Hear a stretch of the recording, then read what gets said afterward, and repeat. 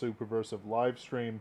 I am your host, Benjamin Wheeler, and today I'm joined by Cirsova. Sadly, my usual co host, Anthony, is not feeling too good and will not be joining us. But Cirsova, how are you today? Hey, I'm doing all right. I'm glad to hear it. Now, the reason why I brought you on is that you've done quite a few different things with old books, old pulps, and a whole bunch of other stuff. You've been you've been a member of the Pulp Rev, of course, just when I'm starting, for quite some time. And you've been one of the central publishing figures on it with your famous Cirsova magazine, which I need to purchase. Actually, I need to purchase the latest one. I have done you dirty, friend. But the big thing that I brought you on here is to talk about the Julian Hawthorne stories that you've gotten your hands on. Why don't you tell us about them? Yeah, so this year, the big project that Cirsova Publishing has been doing is collecting and reprinting in a modern format the all-story weekly fiction of Julian Hawthorne, son of Nathaniel Hawthorne. Earlier this year, we started with the Cosmic Courtship, which was a planetary romance that he did in 1917, a few years after the appearance of the Princess of Mars Barsoom stories from Edgar Rice Burroughs in that same magazine. And following the success of that Kickstarter, we decided to start an imprint. In fact, that was one of the stretch goals, was to do a Cirsova Classics imprint devoted to finding near lost works of pulp fiction and republishing them in a modern format so that they would be available to all readers and not just people who could drop several $100s on old antique pulp magazines. So the big part of the project that we're doing now is we are collecting all of the rest of his all-story weekly fiction from about 1918 through 1920.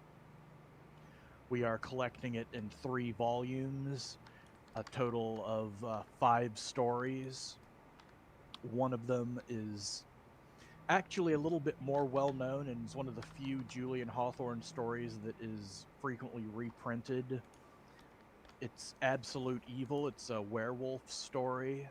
The others include a South Seas adventure, a romantic comedy, a past life mystery, and uh, a metaphysical horror. That's a lot, Yeah, in all the best ways, though. yeah. So it's been a lot of work this year, but we're about to have all of Julian Hawthorne's All Story Weekly pulp fiction finally out in a standard modern format for modern readers to enjoy. I'm always a fan of bringing back the old stuff. And you've been doing it through Kickstarter mostly to build up funds for it. I've put the Yeah. link to the Julian Hawthorne one, which you seem to be doing quite well with. Strange recollections of Martha Clem. Um, mm. There's a ton of literature that's just not been entered into. Even I would even say that's not even in the public domain because that would imply somebody could find it easily. Yeah. Uh, it's you're doing God's work um, with this stuff just because it's like it's a cultural icon that does not deserve to be forgotten. Like you've read The King in Yellow, right? Yes, yes. Uh, that It's, in fact, some of Hawthorne's writings, including some of his stuff from the 19th century, much earlier, sort of presages stuff like Robert Chambers and hmm the early weird fiction. It it hadn't really been called weird fiction yet. One of the things, the way that one of the editors for All Story Weekly describes it as his different stories with different in quotation marks. Right. Fantastic. Well, I was gonna say that the only story I've ever really, there's a couple of stories I guess I've bothered to read for Robert Chambers. He was a great horror piece, but like they collect his romances with his horror, and I have no idea why, unless the horror is itself living in Paris and being in Well, a flirtatious romance. yeah, well, I mean, the King in Yellow was just a collection of his stories, and it included the the proto weird fiction as well Yep. as his romance short fiction. And I mean, weird as its own sort of genre hadn't really fully broken away. It all sort of falls under the umbrella of the gothic and the Regency romance that incorporates some of those elements. And magazines like All Story Weekly would publish a wide range of fiction, so you could have someone writing in cozy romances still manage to sell a werewolf story to them. Yep. I mean, it's fantastic, but And it part gives me part of that whiplash. was editor. Well, part of that was editor Bob Davis. He apparently is largely responsible for finding the more outre and interesting, as I said, different stories that were published by All Story and the various Muncie magazines. He's best known for two things. The first was having discovered Edgar Rice Burroughs, and the second, more ignominiously, having passed on Doc Smith's Lensman. Really? Yeah. Huh. Lensman, for those who don't know, was a pretty big sci-fi back in the day, and a big like it's one of those things where all the old sci-fi writers reference it, even to our modern day. Even though it's it's all right. I like them just fine. Let's see here. So we've got stories Cosmic Courtship, which was already printed out in the nice like hardcover. Ooh, Absolute Evil, Doris Dances, Fires Rekindled, A Goth from Boston, and Sarah Was Judith. Is that all in the same? That's all in the same collection. Well, we're splitting them out into 3 volumes for the just sort of the benefit of the reader's library, because uh, 4 of them are novella length and another one is novel length. So they each end up being about the same size book wise. But we're also doing a thing where we're collecting all of the fiction from his All Story Weekly, including the Cosmic Courtship, and we're going to be putting into a single omnibus volume that's going to be oversized hardcover, kind of like the Cirsova magazine format, double columns, dust jacket, cloth Mm-hmm. binding. It's going to look nice. Oh, I absolutely agree. Bradford Walker, hi Anthony. Bradford Walker says, "Imagine when the shadow comes into the public domain. Republishing those stories will definitely be a priority, as Condé Nast is that their publisher, I guess. Yeah, Uh, they own the rights to them. yeah, keeps burying their reprints. And Linsman turned planetary romance into space opera, which is the kind of thing I was trying to say, because they do tend to have all the pieces of space opera, exploding planets, all kinds of crazy stuff, evil aliens. Um, yeah. Would you be interested in doing something like the Shadow or Shadow like if it ever comes into the public domain? Um, Not really, because honestly, there are going to be so many people who are ready to descend on that like ants the second that it does. The the whole idea behind this project is finding more obscure works that people just, don't know about, that are good quality pulp works that have been more or less forgotten.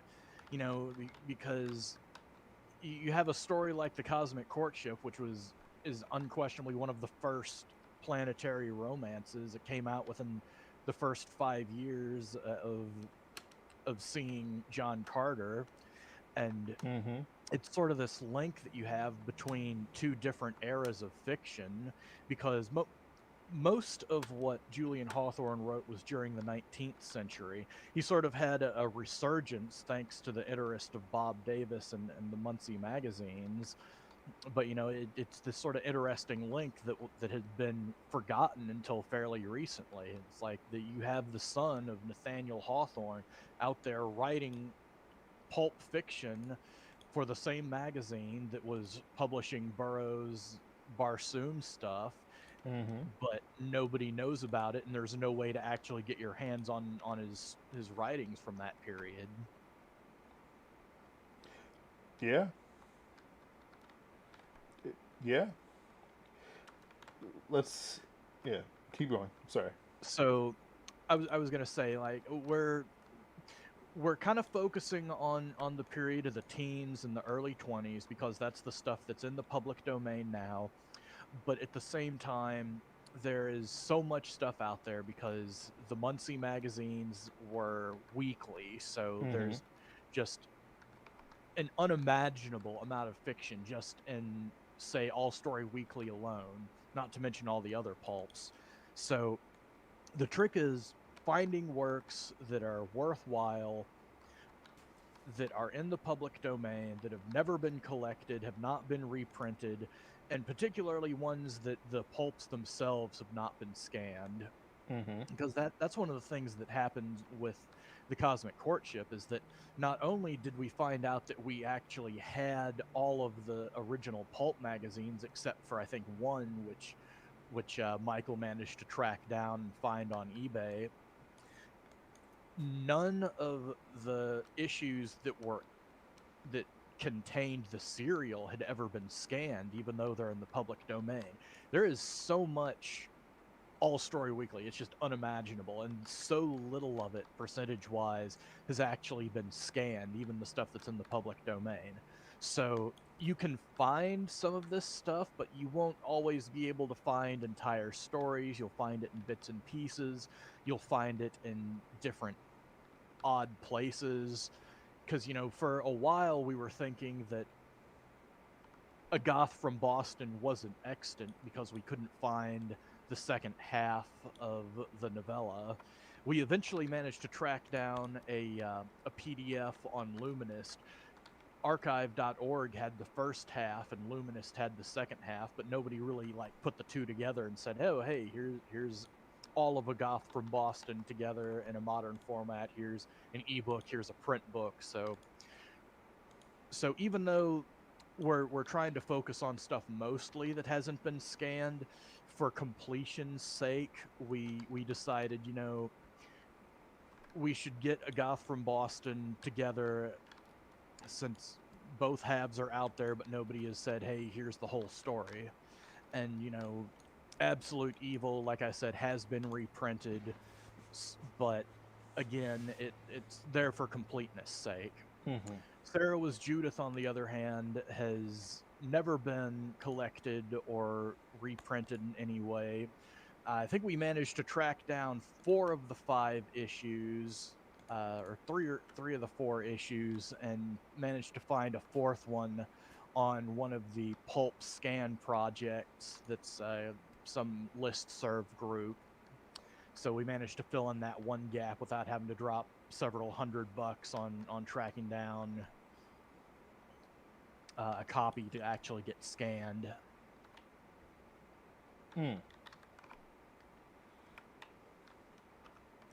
With these copies and stuff like that, is it harder to find it, I guess, than it is to really put this stuff together? Like, it sounds like most of the journey is just finding a copy of the magazine just to get the story Yeah, from. because even in cases where cost is not an issue, availability is. I mean, you can't just go on eBay and say, "All right, I want this issue of All Story Weekly."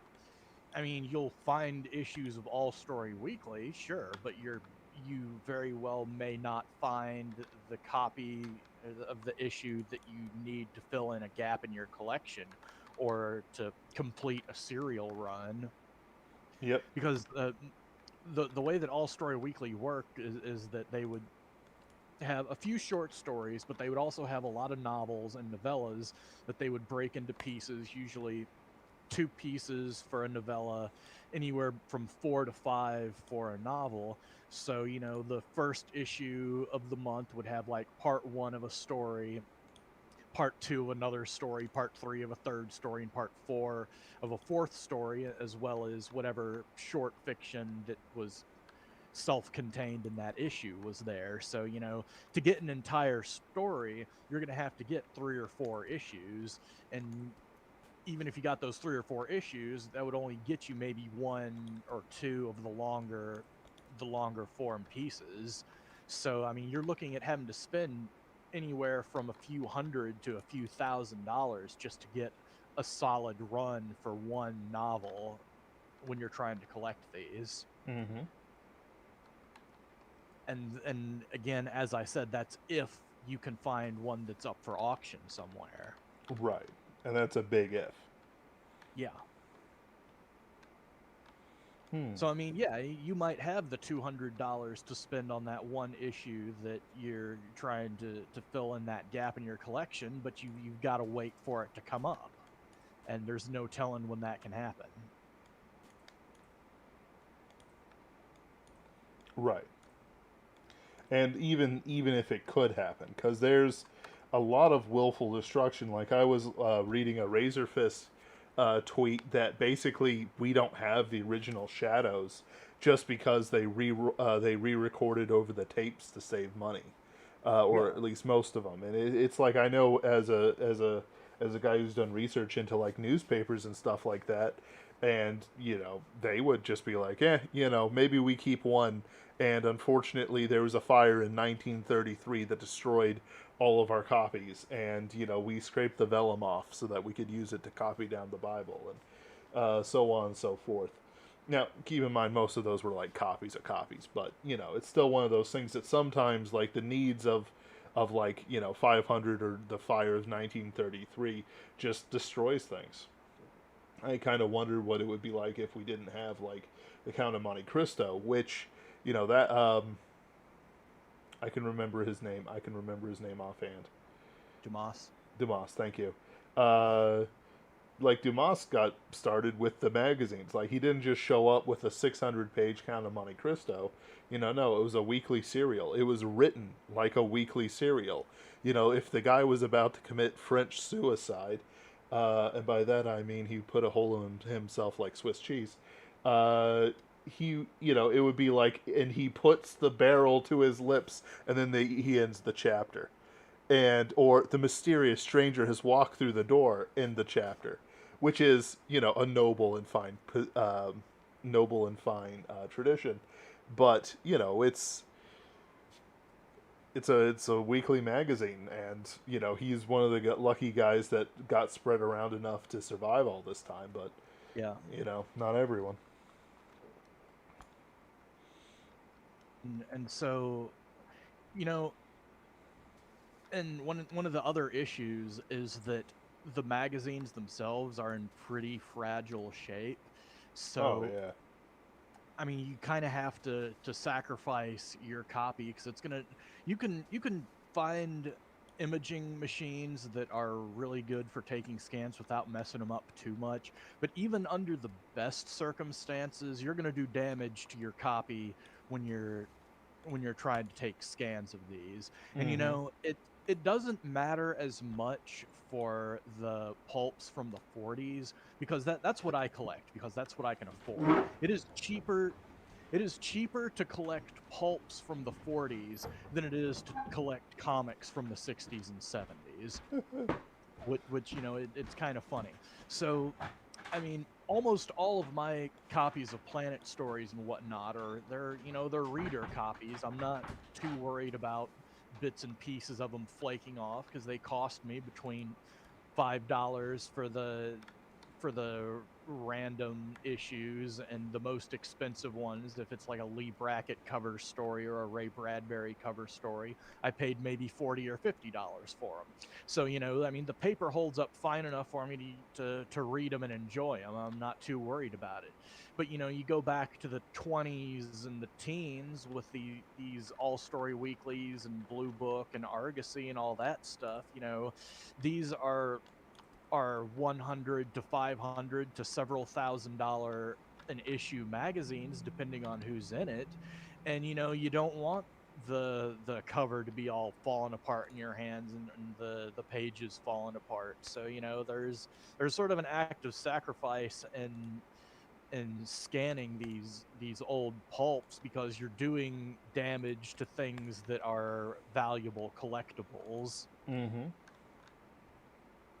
And so, I mean, we're really appreciative that Michael Tierney has sacrificed the integrity of some of the copies from his collection so that we would be able to get good enough scans to get it typed up. And you can actually go on his site, wildstars.com, and he has posted all the scans of the Cosmic Courtship. That was one of the stretch goals, was to host the scanned images that we used to make the manuscript.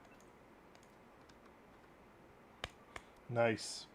I mean, it's not like they were destroyed, but it's like, okay, now we're gonna have to Yeah, tear they're up not destroyed, but it does Yeah. damage them. Yep. And it's the sort of damage that, to someone like Michael, who's in the collectibles and comics business, it has to kill him, because he knows exactly how much valuation, like, one piece of a page or one piece of the cover flaking off actually does. Right. He has that understanding and experience to know every flake's cost. Right. Yeah, and it does hurt in a bit, I've got some very old copies of Vathek and a few other things, and so I would probably, feel pretty bad if I had to sacrifice it for it. But again, it is, sort of a for the greater good sort of thing, and Yeah. it preserves, an art form that honestly isn't doing too healthy wise. It's very misunderstood too. Mm-hmm. Absolutely. Like, I'm one of the few people that, if somebody comes in, if someone's trying to, like, answer what are the pulps, and they come at me with, or come at somebody with a bunch of genre based stuff or tone based stuff, Mm-hmm. it's like, no, that's not exactly what it was, because it encompassed so much variety that readers today can't begin to imagine it. Right. Like, it wasn't just like some sort of like science fiction or whatever. It Yeah, I mean, was it's not just sword and sorcery. It's not just right. two-fisted tales. It has more to do with the fact that it was a time prior to televisions becoming ubiquitous, that fiction writing, publishing, and editing was sort of at its zenith of quality. Like, Yep. all around, everything was good, because it was the pinnacle of an art form. It was the pinnacle of entertainment of its day. And it there was huge demand for it from everyone. Everyone read it. It wasn't this tiny niche thing. It wasn't like, oh, pulps are for men. Pulps are for manly men. Men read the pulps. No, these same publishers would even have some of the same artists and the same authors working on things like their romance lines. Like, Western romance was big, like those Ranchland romance books, were I think put out by the same publisher who did Planet Stories. And sure, you have the detective and you have the spicy, but you had everything, because that was the form of popular entertainment of the day. You had movies and you had pulps. Yep. And even then, it's like, you might not even have the movies just because it's like they didn't build one in your town. But it's like publishers, you could probably get a book. You could probably get a book sent out there, to a city, and your local newsstand would have them. Um, Whole bunch of other things, from what I understand. Like it could have been even like how do I want to put it? Like the accessibility of it is far greater than we feel with our internet age and the information that we just naturally have access to forever. Exactly. Though, maybe not forever. It just feels like forever now. That's just me, dooming and glooming.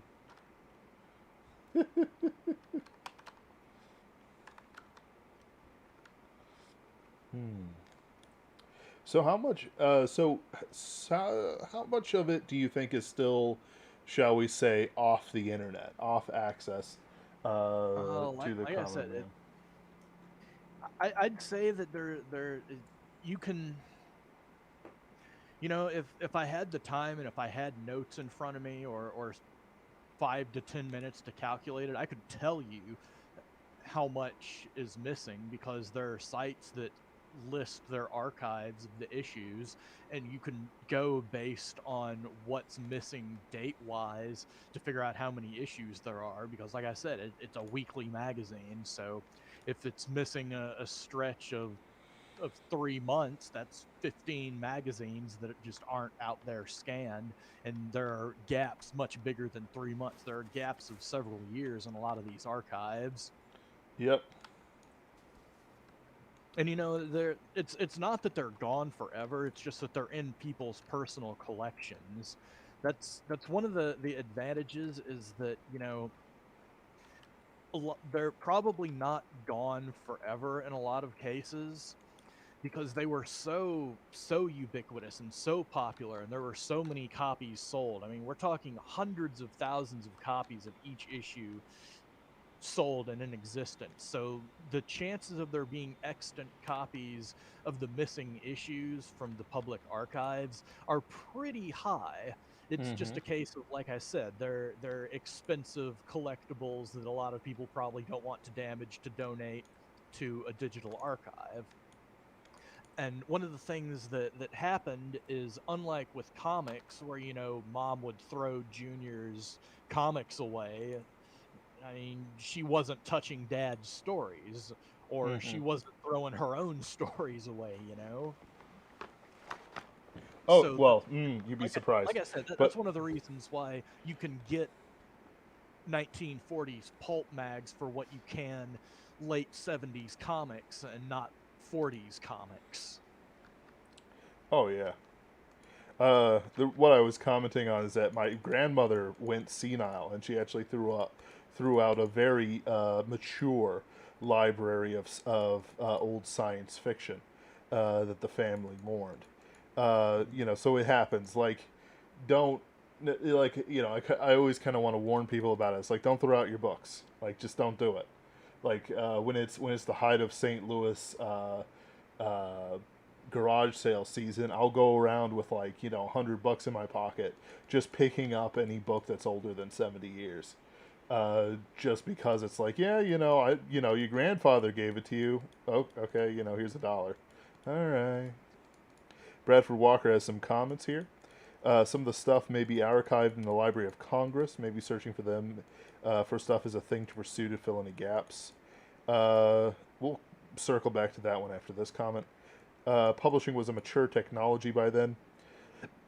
Small publishers could and did exist everywhere. The guys that created DC's Captain Marvel worked out of a small publisher that was 5 minutes from himself. Yeah, if you want to talk about the lost media from that era, it's the fanzines, because fanzines were a big and popular thing, and people who weren't able to sell their stories to the big name pulp magazines would put together these fanzines and send their stories in. And there are there are fanzines that have original Lovecraft and original Howard stories, that those are the first places that they were published.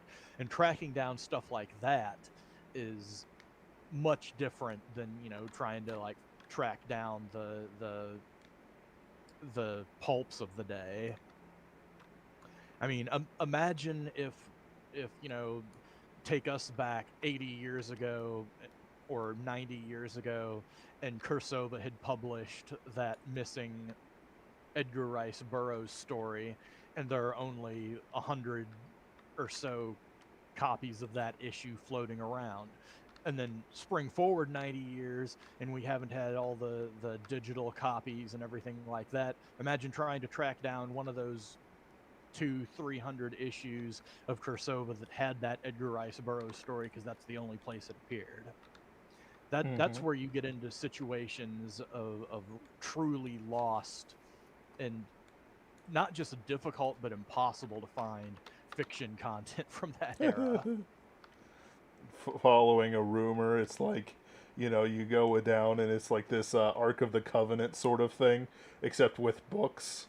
And it's like you must choose properly, and it's like, oh, the like the lost Lovecraft stories or something like that, or Marco Polo's other 99 journals he supposedly wrote, and a bunch of other stuff like that. I had a friend who supposedly got his hands on. He's having them, checked out, but a Marco Polo journal from like 17 something, and then maybe Pope Clement III's lost sermons, which he picked up for $1. So who even knows?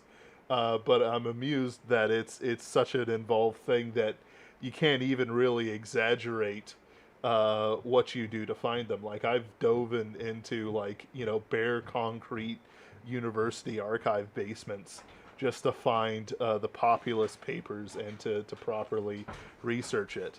For a professor, like it's a fantastic little like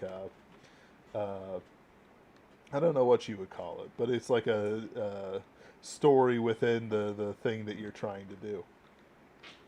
Yeah. Hmm. It has been immensely rewarding, but it has also been a lot of work. Of course. The best things are. Yeah, fortunately, I haven't had to be on the acquisitions end or the research end. I've mostly been taking care of getting the text formatted, making sure that the manuscripts that Robert produces match up with what was in the original pulp scans. So having to go over everything page by page, line by line, making sure he didn't introduce any typos or leave anything out or spell stuff wrong. And it's ended up being a lot of work just because of the quantity of it. For those who derive more information from things like word counts than page counts, the omnibus that's going to collect all of his all-story weekly fiction is going to be in the neighborhood of about 220,000 words. So wow. I've been going over that much fiction with a fine-tooth comb for months now, and fortunately I've been able to bring in Mark, who's one of the copy editors for Cirsova, and he's going to give me a hand doing a final pass on everything that I'm sending off to him now. So that'll buy me maybe 2 or 3 weeks worth of time to do other stuff and get other things taken care of. Right. Because just the amount of time that it takes is just unimaginable. I would not have guessed how much work and time it would be when they first brought me on the project to ask if I would be willing to be a publisher if they wanted to start finding these lost pulp stories and getting them put out. It's sometimes when you tell people, "Oh, I'm doing this, I'm doing that," and it's very much like it doesn't, like I might do like one short story a week, either edit or writing, and I'm told sometimes it's like, "Oh, that's a lot." And it's like, and then I think about what you're doing with Cirsova with this stuff, and I think about what Castalia House did back in the day, or Superversive Press did back in the day, and it's like, no, there's a lot of work that can and will be done, that should be done. You just have to. And it's funny because people have asked me, it's like, How has being an editor for Cirsova been able to affect or improve your own writing? And so I'm just like, I haven't been able to actually write anything since 2018. That's how busy I've been. Like every waking hour practically for the last 7 or 8 months too, just because of the scope of this project. I'm like, I don't even know how I managed to have time to do anything in the first place with how busy I've been now. Yeah, I get you. 1 second. If That's you can fine. vamp, I need to say hello to Alicia. She has just got home. Yeah, that's fine. I'll vamp. Uh, uh, vamping. Oops. Oops. Oh no, I accidentally deleted Bradford Walker. No, come back, Bradford. Come back, I'm sorry. I'm gonna add you as a moderator. That might help. Huh. Anyway. Uh, there we go.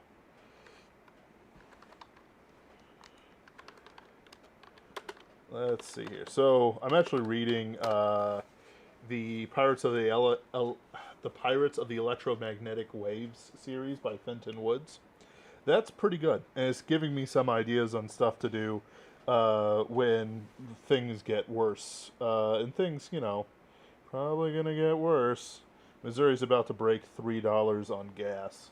But I'm thinking if once I get a job and a few other things, get taken care of, because oh goodness gracious me, it never ends. Um, I'll be able to probably invest in some ham radio equipment. I think that would be pretty cool.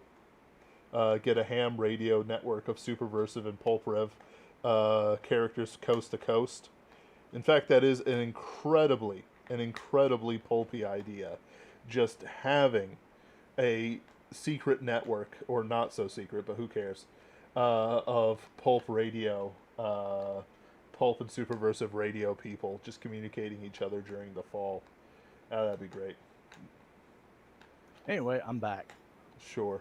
I'm talking about the secret network of pulp and Superversive Rev ham radio operators, which I am. Once I am out of my current straits, I am going to invest in some ham radio. Um, see if I can become a wave pirate or Oh, something. cool. We'll see. Rogue DJ. I claim St. Louis. That will be a thing. Um, yeah. Hmm. Well, so with the stuff that you're going on, why don't you tell me a bit about how you came across Julian Hawthorne, and kind of what your mindset goes into it? Because I remember we had a conversation about a book called Argonauts of the Amazon, which is also in the public domain and a few other things, but was not up your alley. It's and I'm just trying to. And I'm not bringing it up because I'm just bringing it up because we talked about it. Like I'm trying to say, like, why was Julian Hawthorne a great choice, but not necessarily this other book that is, even though it was reprinted by some sort of place, they did not even care enough to put in a description in on Amazon. Or I know I purchased a book, Thea something, her Metropolis novel, which when I ordered it from Amazon came in a, well, it would almost dwarf your own Cirsova mag. So if you could just kind of talk about the mindset and the process, if anyone out there's wanting to sort of mimic you and maybe find a project of their own. Yeah, well, I mean, obviously, one of the first and main considerations was that it was a public domain work that had not been collected or reprinted in any format. Even though the ones that you've mentioned were collected and reprinted in bad or inferior formats, I mean, they're still available, but Ah, our focus is on things that were not available. And part of the way that the project got started was because one of Michael's specialties is he does digital restoration of pulp era artwork because so many of these pulp covers are damaged just by time, Hmm. chipping, and all of that. You know, they'll have the logos and text over them. Well, he spent a lot of time on his Edgar Rice Burroughs art chronology, and he developed a lot of skills doing digital restoration of pulp era art. So he's able to do a lot to clean up these works, make them look like they would have been if they had not had the text on them, if they had not been aged, if they had not been chipped and frayed. Mm-hmm. It's about as close as you could get to actually getting a scan of the original painting, which in almost all of these cases is next to impossible. Oh yes, absolutely. So it sort of began because Frederick W. Small had done several paintings for various Edgar Rice Burroughs stories, and Michael had come across a lot of those in his work and had done digital cleanup on a lot of those. And one of the covers that he'd found that was sort of interesting was the cover for the Cosmic Courtship. And he had put that up on his website just about on a page about old pulp artists and old pulp art.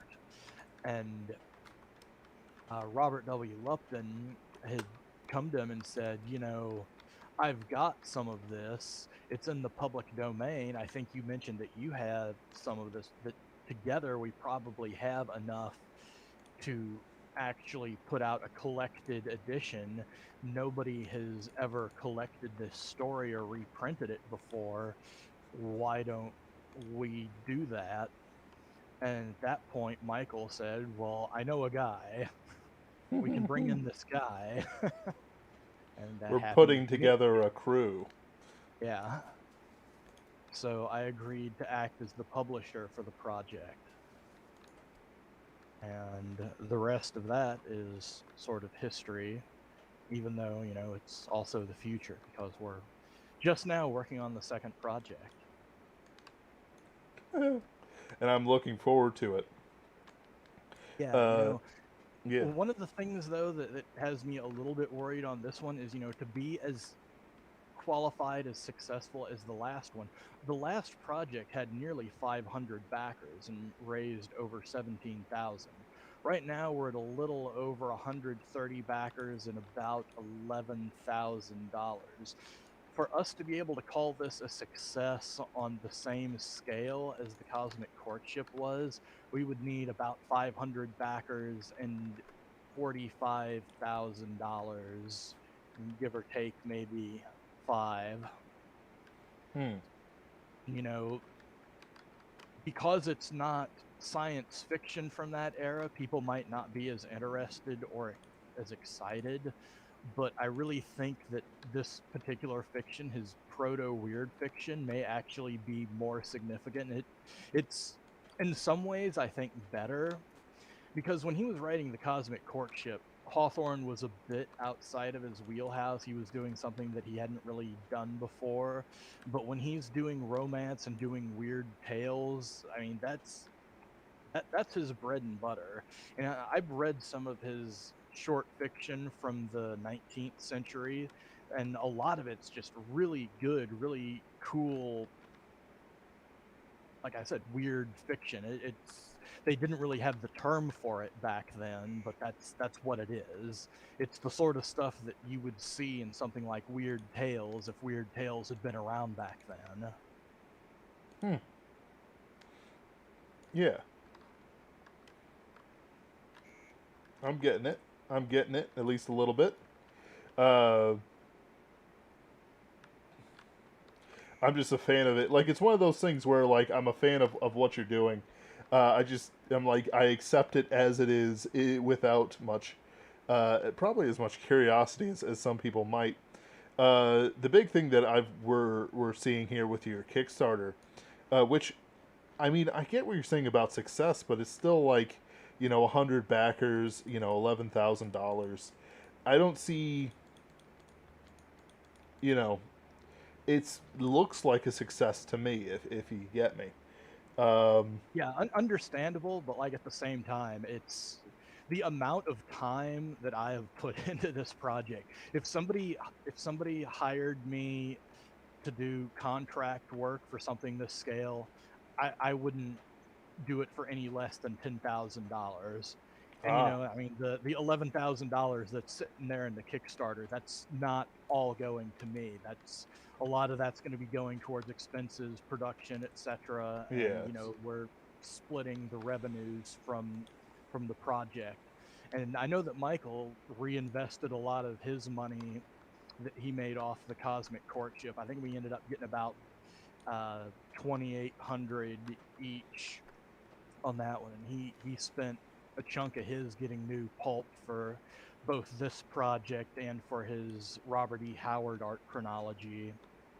So the money that goes into this, even our profits, I mean, it gets reinvested straight into doing more stuff like this. I get you. But it also lets us do it without having to personally burn ourselves to the ground. Don't let yourself be defeated in victory, as they say. Yeah. And I dig it. Never been one of those things where it's like, I've seen people burn themselves out on projects. It's bad, and especially if you have like outside investors. Well, you burned yourself out, and their lawyer is some wicked dude that smells of sulfur. Oh You yeah. got to be careful. It's never a good situation to find yourself in. Yeah, no. It's why I'm very careful about Pinkerton's Ghosts. Technically, I'm very overdue for a Kickstarter or something like that, but at the same time, uh, you know, I don't think, uh, uh, like me spending, $1,000 on a comic book writer, uh, comic book artist, um, with no hope of it, coming to good.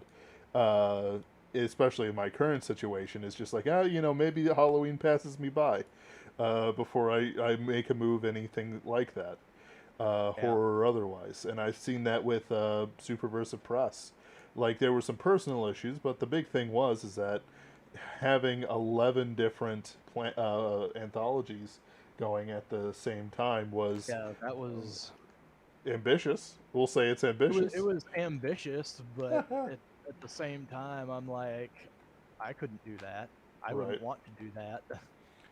You, And you couldn't and you the couldn't do that if you asked me. uh yeah, and it's and a lot of it was, just the money aspect of it. All of Yeah. a sudden there's like, 30, 40, 50, 60 people you have to pay maybe $5 to because, the Yeah, anthology that's one game. of the reasons also why we generally don't do royalties except for our regular uh, contributors who we have anthologies and novels with. So like Jim Brayfogle gets royalties, Misha Burnett gets royalties, Michael Tierney gets royalties. Mm-hmm. Everybody else just gets what we paid them on the front end, which is why we try to pay a little bit more than most outfits would on the front end. Because if I was trying to chase down 80 to 90 authors to pay them $2 in royalties, it would be too much, and I'd just have to say enough and torch the whole thing. Yep.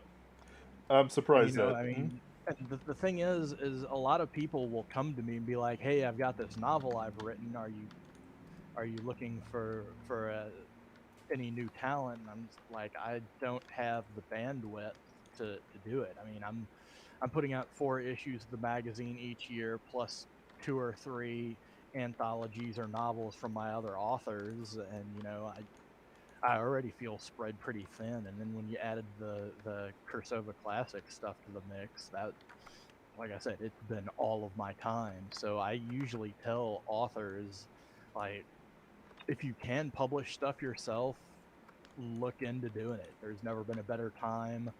You don't need to wait for some publisher to say, "Hey, you're really cool. I want to work with you." You can get your stuff out there. Yep. And that's a, as weird as it might say, even though we don't get the support that these guys kind of sort of had access to, but probably never really got in actuality. uh, you know, it, trad publishing isn't any place you want to be, and a small indie publisher, while Yeah. there's a benefit to it, there is a benefit to being able to say, "Hey, publisher," it's not really, it doesn't really work. Like, you either have to carve out a niche, and you're already well known enough to support an IP, like Chris Kennedy did for his publishing.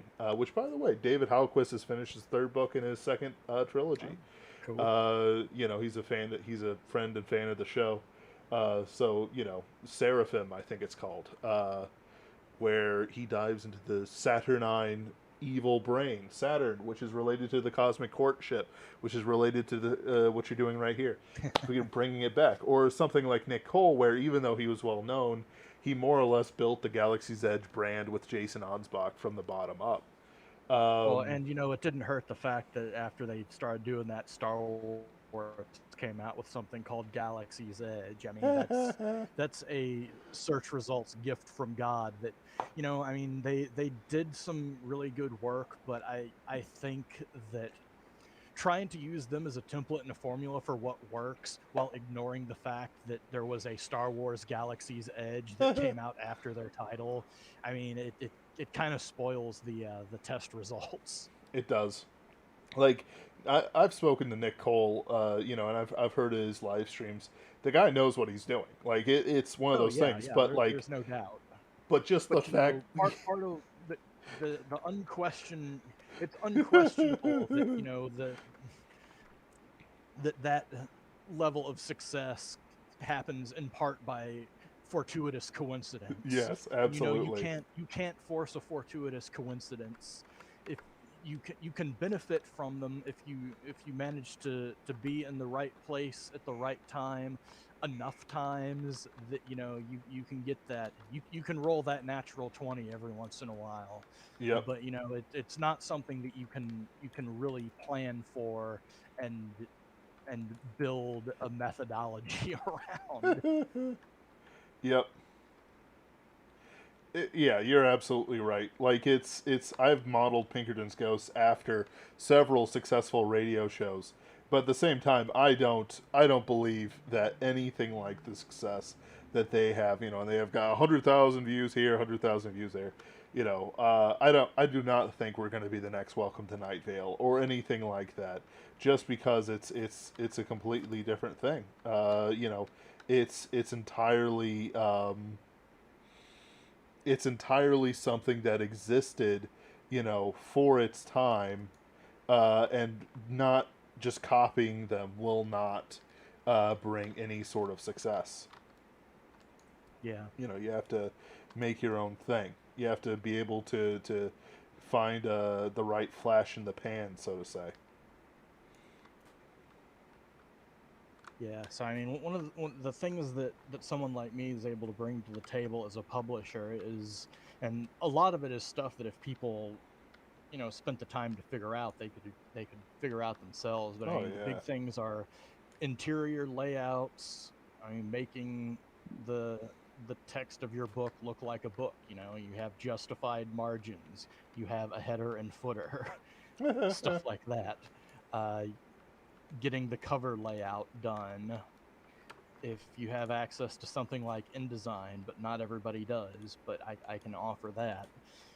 I have access to copy editors, Mark and Javier, who are absolutely indispensable to the project. I don't know Mhm. what I would do without them. They're probably the next people involved in Cursova's various projects who are, it's about time they get a raise. Yep. I have a few connections with a handful of artists that I can get lined up for the authors that I work with. But I mean, a lot of it is of being an independent publisher is just taking some of the legwork off authors. Mm-hmm. But at the same time, I generally will recommend that authors learn their legwork or do that, or find people who can do it for them but do it freelance, because then you don't have to worry about things like advances, contracts, any of that stuff. You find someone who will do your cover and your layout, pay them a couple $100, bam, it's yours. Yep. Which I do actually. I'm willing to do all that for a couple $100, but it's also like, you know, if I'm, what are you gonna do? Do it yourself. Okay. Yeah. I, And I mean, sorry, I didn't mean that for you. I meant in the sort of like a general sort of thing, to any author who oh does yeah, it. yeah. Like if you don't understand your rights and stuff like that, well, you need to study what the contracts for things that you have been published in do for it. Like I, Yeah, I mean, yeah, like there are some people who they just don't understand how it works to the point of it being just an absolute disaster, like yep, what happened with John and that one comic book guy he agreed to publish through Ingram. The guy is swearing up and down that John has ripped him off and he's illegally selling copies. It's like, no, it's because retailers buy copies of the book wholesale, and just because you stop distributing a book doesn't mean that third party retailers can't sell the copies that they already bought to sell. yep, So I mean, like you need to have at least some foundational level of understanding of how publishing and the industry works before you work with a publisher. yes, absolutely. Like it's I know a science fiction author, and I was told that even though they had a magnificent 6-book series through Tor with hardcovers and art specifically made for their books and stuff like that, they're only making, like, I think, not even 7% or something like that. It's like a single Oh digit, yeah. and is I mean, I could tell you some ridiculous stories of some contracts I've seen, but yeah. it's like, oh yeah, you get like 7% off the first 1,000 copies. Like, So that's 21 hmm, cents per $30 copy or whatever, or like yeah. $2.10 or something like that. And it's like, that's It's like, not hey, why if you got an audience and can write books worth reading, why don't you keep all of that? right, because I mean, it's it might be worth hiring a publicist to handle marketing stuff for you, but you'd probably pay less hiring a publicist to handle your marketing than you would letting a publisher take a cut and do it for you, quote unquote. ugh. Talked on this stream, maybe even us to each other, but certainly with other people, that they just don't care about their mid tiers anymore. They want their Harry Potters, they want their 50 Shades of Grey, and they Yeah, want yeah. all this other stuff. And, honestly, that's only good until you realize that the Harry Potter success maybe comes once in a decade. Like, nobody's making any more Hunger Games movies, and I don't even. Has even the Hunger Games person published more novels since the Hunger Games? I I don't don't even know. know. And the thing is I don't even know what the next big thing is. I haven't really seen it. 'Cause, I mean, like, yeah, the Hunger Games were like the next really big thing after Harry Potter, but like, what's come after the Hunger Games? Do you know? I don't. Right. I haven't seen anything on that scale lately. I mean, that just could be like I haven't been looking or know where to look. But the thing is, those things are also manufactured to an extent. Yep. They're pushed by publishers at the retail level, where they pay the retailers to make sure that they're the big thing, and that is the book that gets pushed. Yep. And the big publishers don't have the resources to do that with very many books. They're certainly not going to do it with yours. I mean, like, Mm-hmm. you you've got that 1 in a billion lottery ticket of being the one that they pay retailers to convince people to buy. Right. And not just, oh, your book is sitting on a shelf completely ignored in a brick and mortar, and it's eventually going to get pulped, and you're going to get stuck with the bill for it when it does. Yep. When you said that, rotting on a shelf, it reminds me of that one woman who's complaining that Tolkien took up much more space than her, and it's like, of Yeah, that's course we because don't. people are still buying Tolkien.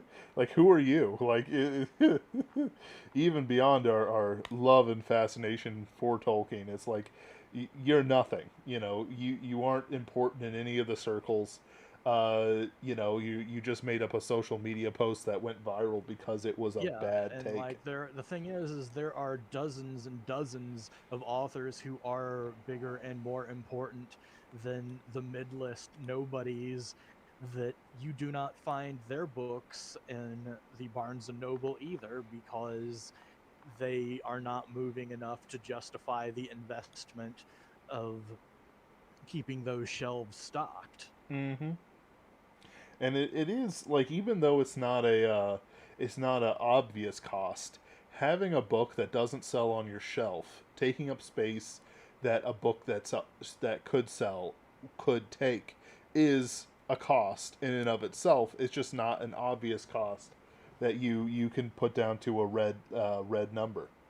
Yeah, and well, and the thing is retailers will pass that cost back to the publisher and the author, which is why my advice for, especially for independent authors, is do not pursue getting your book included in major retail stores, because there's no money being thrown at the retail stores to tell the little moppets behind the counter to recommend your book and walk around to people, say, hey, you should read this.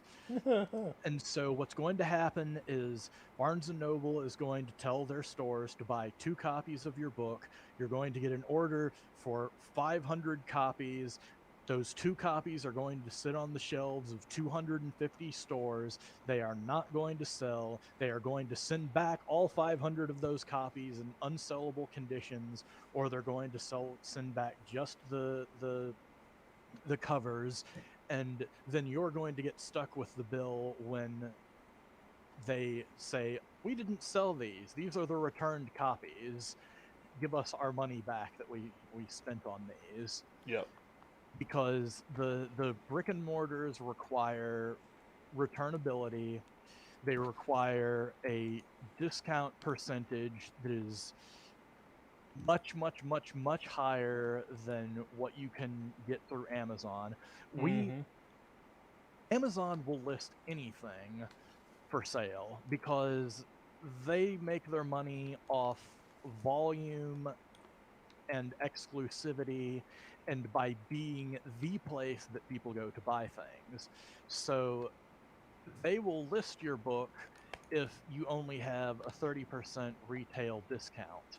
They will order wholesale bulk copies of your book at that rate, and then they will liquidate it at a loss if they have to and not care, because they are Amazon, and that is how they do their business and operate their spreadsheets. Because you are not a drop in an ocean, you are a single molecule of water in the entire planet with your book on Amazon. So you can get away with making more money yourself by cutting yourself deals that will give you a profit. Whereas, if you put that 55% suggested retailer discount and returnability, what ultimately is going to happen is Amazon's still going to be the only place that's buying your books, but you're going to be making less money. Yep.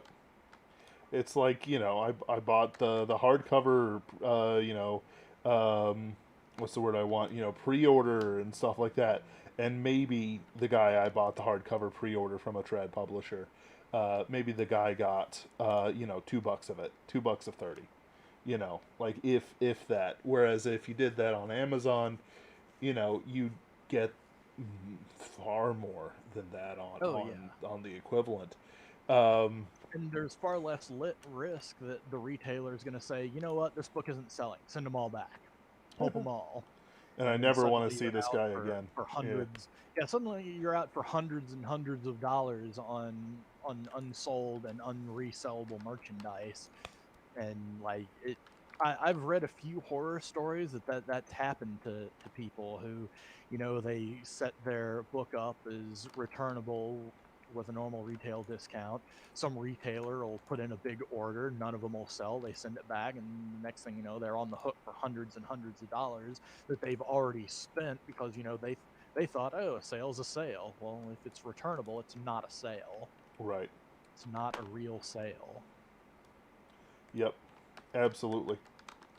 It's why I'm very careful with how my contracts and stuff for my guests are worded.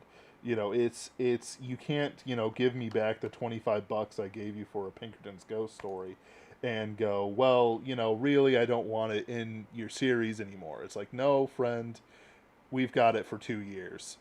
I paid the money for it, and it's you would mess up the numbers. All right, we have the episode numbers all set up. It's like one of those things. Like, I am paying for a product. That's it. The sale is done. I don't care that you uncovered that I like the wrong person. Or I don't actually care about the plight of Native Americans on their native reservations, or something like that. I do kind of care, because sometimes they're very Christian and very impoverished, and that tugs on the old heartstrings. But it's like, it's nothing that you can do can change the other person unless they are willing to change something for you. And if I'm running a business where I just lost, $1,000 buying books, and I can return that for like $750, or even a full $1,000, I'm gonna take that. I'm gonna take it, as soon as I get it. It's not Yeah. even gonna be a question for me, and Yeah, I and don't like I care who. said, Yeah. Amazon doesn't care.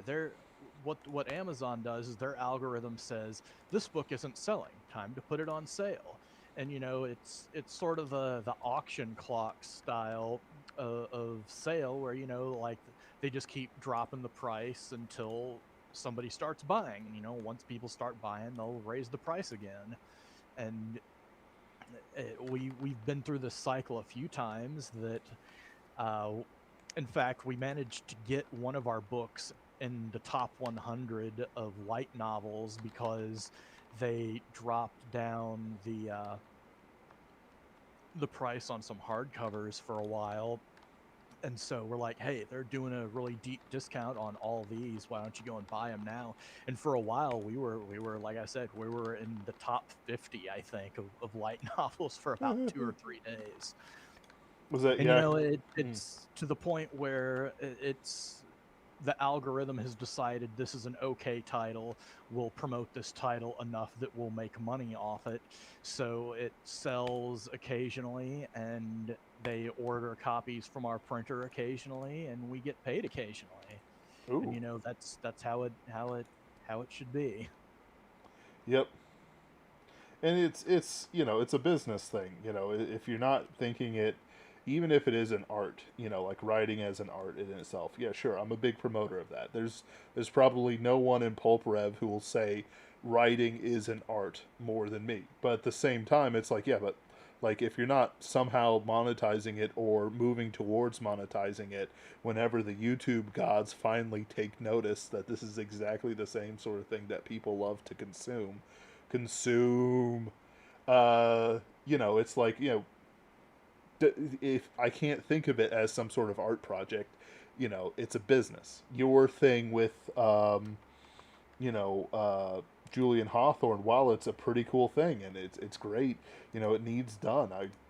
It's the good Lord's work, but it's still very much a business for you. Yeah. And to treat it like anything else will burn you out, will cause bad feelings, bad blood, bad product in the end. Yeah, and so we want to be able to make sure that our quality is as high as it can be, and part of that is me not burning out and burning to the ground. I mean, it's always fun, having Yeah. a meltdown that's worth having some Twitter drama about. But is it really? Oh well. I mean, the main thing that we're trying to do now is we're trying to make the second batch of Hawthorne stuff worth my time. We're trying to keep Jim Brayfogel's name out there because he's one of our main authors that we work with. We are going to be putting out the retail version of his novel, The Paths of Cormanor, on November 1st. We've had some people who've read it already who got their Kickstarter copies say that even though they love the Mongoose and Meerkat stuff, that this blows even that out of the water. So we're hoping that that becomes sort of a sleeper hit for us and that people will check that out once the word spreads on it. And we do have the second volume of Mongoose and Meerkat planned for next year. We have both of them pretty much in the can, and we have the contract signed for the whole series. It's going to be 3 volumes, but that's going to be the next one up from him. We are planning on collecting all of Wildstars 5 in a single volume and putting that out next year. The serialization for that just wrapped up in our last issue, and we're serializing all of Wildstar 6 across 4 issues next year. So we've got a lot of Michael Tierney stuff coming down the pipeline. Yeah. He says that he has plans for making that a 12-book series, and so right now we're getting book 6 out next year. So I'm like, oh man, I'm gonna have to keep this up for at least 6 more years. Right. So much for my 3-year wind down plan. Best made plans of mice and men. I don't even like the best I've got for since I'm leading Pinkerton's Ghost. It's on me to make sure things move about and such like. But it's very much like, okay guys, this is vaguely what I want to do. And I'm doing, by the way, you can't see me, but I'm doing like weird hand wavy motions. And bumping my microphone and so on and so forth. And like with luck, we'll hit it. Hopefully it'll work out. But if somebody gets sick or something happens or Ken is finally abducted by the Hollywood mafia or any number of other things, I have to make sure that it's that. And it's like if you're gonna make a product, you got to have the attitude that you're showing. Like it's it's work. It's fantastic, fun work. I'm telling you. Well, hey, it's been a lot of fun. I've been real happy to have you guys support us, and it's been fun being on the show with you this evening. Yeah, absolutely. Is there anything else you'd like to say before we head out? Like I said, just check out the Strange Recollections of Martha Clem Kickstarter. We've hit we hit our stretch goal to get pulp trading cards to everybody who backs. The next stretch goal is digital versions of the story. If you haven't already, check out the fall issue of Cirsova. It's out now on Amazon. Just look up Cirsova Fall 2021. I put a link in the chat. And I do want to... sorry, keep going. And The Paths of Cormanor coming out on the 1st. Ooh. Fantastic. Like 1st of November? Yeah, 1st of November. Gotcha. We got big, cool stuff coming up in winter, but, that's still a few months away. And, we've got so much going on now. Don't get overwhelmed. Check out what we've talked about and check out winter when winter comes. Absolutely. That's actually a pretty good thing to say. Don't be overwhelmed. Well, thank you for your kind words, and also thank you for joining us and chatting with us. I know we're not the biggest show in the Pulp Rev spheres, but I'm always glad to give a live stream to a friend. And that goes for other people out there. If you've got like this sort of product, you have these ideas, and you know how to talk about them, you know how to develop these ideas. I definitely want to hear from you because it's that. Lastly, which you can reach us at pinkertonsghost@gmail.com. Lastly, we are planning an epic Halloween stream, and various authors have promised. Though I know writers, and It's on my list. yes, no, I was about to say I know writers like Wesley from The Princess Bride knows Spaniards, and while I love them dearly, uh, so it's like I'm hoping to have a 6 p.m. to midnight stream with plenty of guests. So you can always reach out to us on Twitter at pinkertonsghost at twitter.com. You, of course, have a Twitter yourself, Cirsova at twitter.com, I think. And then we also have, our email, which we mentioned earlier. Look forward to it. It's certainly going to be a fun time. Thank you for joining me, Cirsova, and I hope you have a wonderful night. Have a good night. Yep.